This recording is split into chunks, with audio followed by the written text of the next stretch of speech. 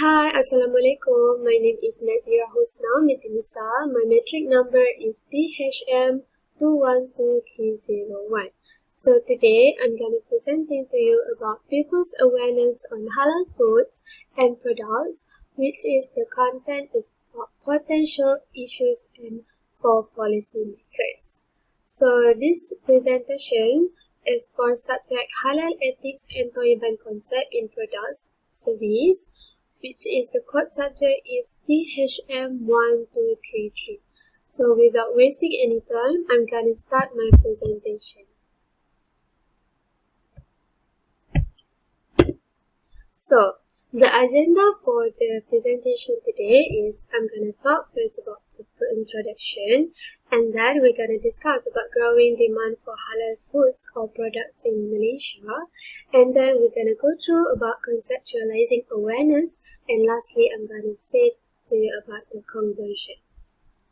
So for the introduction is, we know that the concept of halal products or foods is now gaining a worldwide discussion due to its recognition as an alternative benchmark for safety, hygiene, and quality assurance of what we consume or drink daily.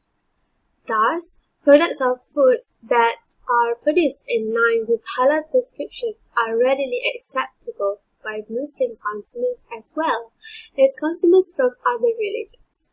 For a Muslim consumer, halal foods and drinks mean that the products had met the requirements laid down by the Sharia law, whereas for a non-Muslim consumer, it represents the symbol of hygiene, quality, and safety product when produced strictly under the holistic halal assurance management system. Therefore, consumers nowadays are so much concerned and always be aware of what they eat, drink, and use. The awareness of the Muslim and non-Muslim consumers describes their perception and cognitive reaction to products or foods in their market. As such, their awareness is an internal state or consumed. So given the significant role of awareness about halal in the life of Muslims and their obligation to be Sharia compliant, so these people will address the determinings and identify the sources of awareness of Muslim consumers on halal products and foods. It is argued that many things can lead to awareness of halal products or food, unfortunately. Most of the previous studies only focus on halal certification logo, but many problems are associated with halal logo is yet to be empirically proven as well. This paper delves into other sources that can bring about awareness of Muslims on halal products in approaches. So the findings show that the religious belief, exposure, certification logo, and health reason and potential sources of Muslim awareness about halal consumption. However, health reason is the most contributing predictor of level of halal awareness. So it is hoped that the result from the paper would provide another venue for government and policy makes to improve their policy decisions and mechanism of making Muslims in Malaysia to be more aware of halal foods and products. So that is the introduction for this topic. So next, we're gonna go through about growing demand for halal foods or products in Malaysia. What is it about? So we know that the increasing awareness of Muslims all over the world on their obligation to consume food based on Islamic dietary requirements create greater demand for halal foods and products. It is about the claims that Islam is the fastest growing religion and second largest in the world are true based on the increasing number of Muslim population by over 235% in the last 50 years. So we know that food is the basic part of existing of mankind.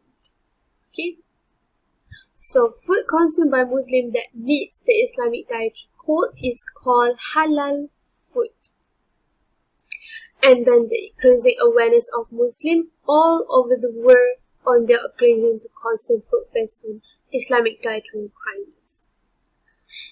And then in Malaysia, which is halal expressed by MISC PH Sendirian Berhad, has been established as a response for a growing number and the increased volume and movement of halal products and demands for specialized transport and or logistics service. So as we know, Malaysia consists of different states such as Sabah, Sarawak, Negeri Sembilan, Kelantan, and Pahang. So Malaysia has multiracial societies such as Malay, Chinese, and Indian, and has multi-religion like Islam and Buddhism. So apart from these beliefs, the custom and tradition which they are inherited from their ancestors, environment, and also states may influence their way Muslim consumer halal foods and mean that the product had met the requirements laid down by the Sharia law. Whereas for a non-Muslim consumer, it represents the symbol of hygiene, quality, and safety product as produced strictly under the holistic halal Islamic management system, like I said before in the introduction. So therefore, in any area such as Shah Alam, the people come from different states and are joined together. Automatically, they form diverse groups of peoples. So these groups of people are mostly Muslims and they have to eat halal food. Because of that, it is important to identify the Muslim level of awareness on halal consumptions. Okay, so that is about the growing demand for halal foods or products in Malaysia. So next, we're gonna go through and we're gonna talk about conceptualizing halal. So we know that all of us know that the word halal means permissible or lawful by Islamic laws, and it refers to foods or products consumed by Muslims. Okay, so for a Muslim, we need to consume a halal food or halal products. According to Wahab 2004, halal when used in relation to food in any form whatsoever in the course of trade or halal business, or as a part a trade description, is applied to lawful products of drink or drinks or foods or drinks. And halal can also take any other expression indicating or likely to be understood as permission by Islamic religion to consume certain things or utilize them. And such expression should have an indication that neither is such things consist of or contains any part of matter of an animal that a Muslim is prohibited by Sharia to consume. In addition, if it is an animal, it would indicate that it has been slaughtered in accordance with Hukum Sharia, or in other words, it does not contain anything which is considered to be impure according to Hukum Sharia. Okay, so if it is foodstuffs, it means that it has not been prepared, processed, or manufactured using instruments or ingredients that were not free from anything impure according to Hukum Sharia. Moreover, it has not, in the course of preparation, processing, or storage, been in contact with or close proximity to any that are considered to be impure according to Hukum Sharia.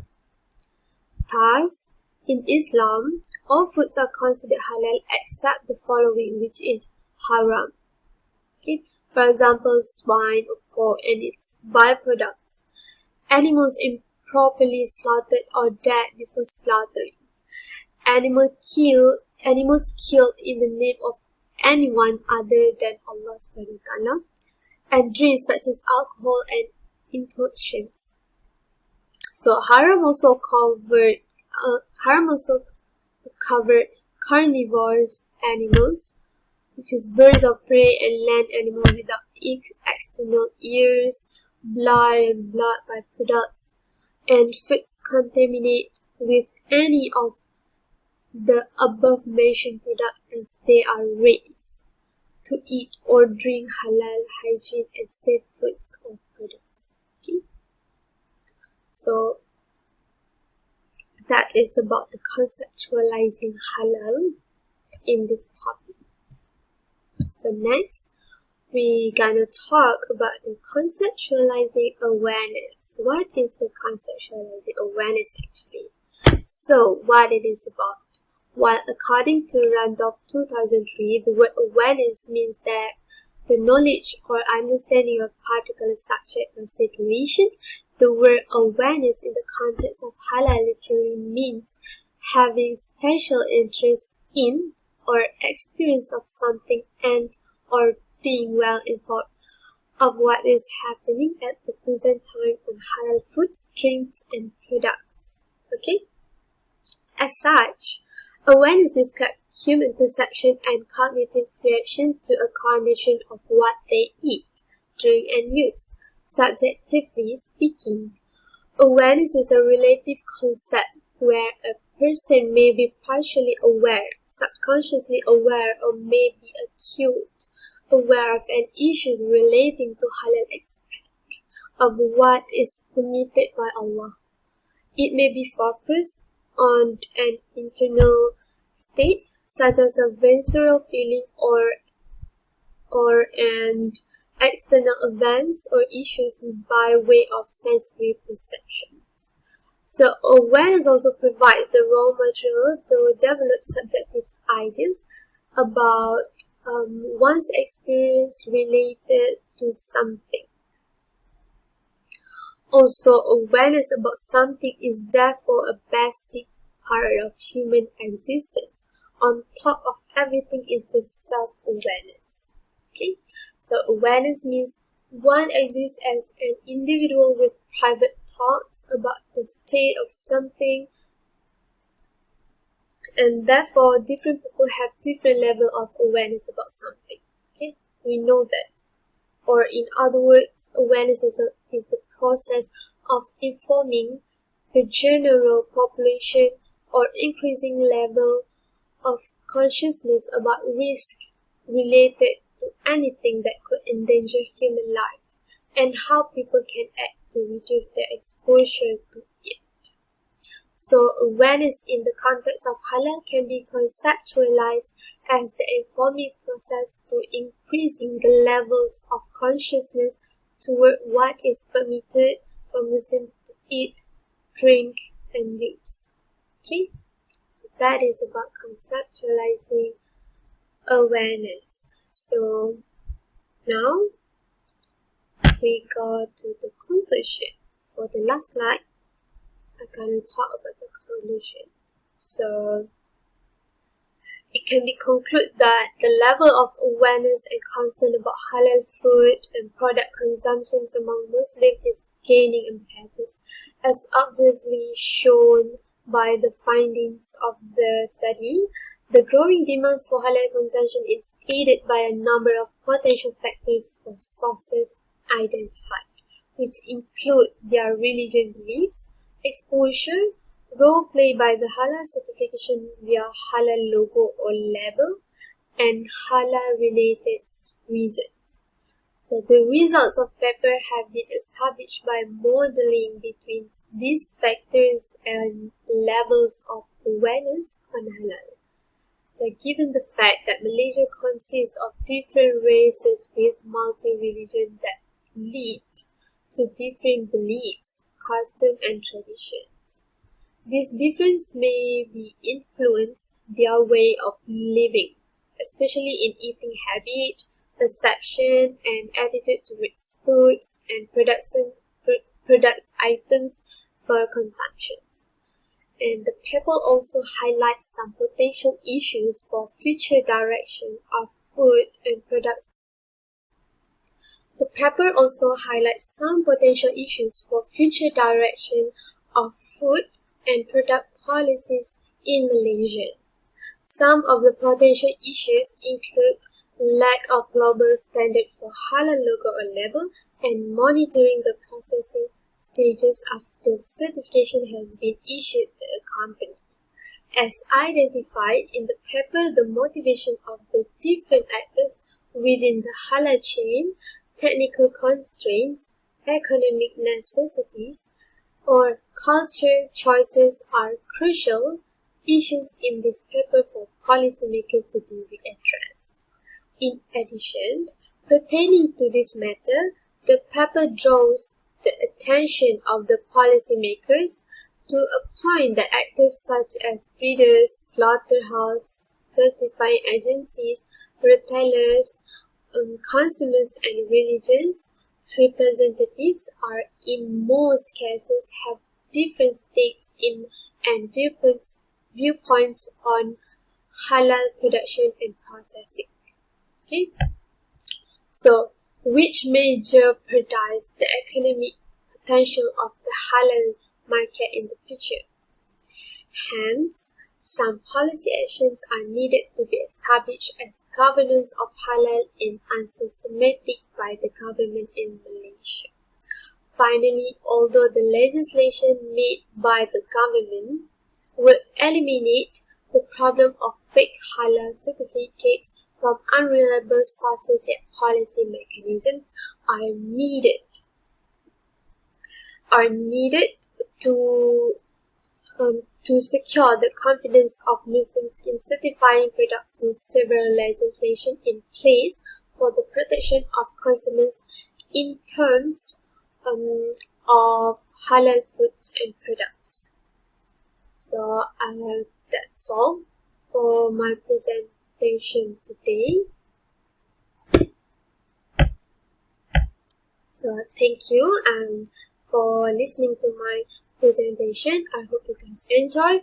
So I am Nazira Husnami Musa. My matric number is DHM212301. So I am from Diploma in Halal Industry Management. Thank you. Bye. Assalamualaikum.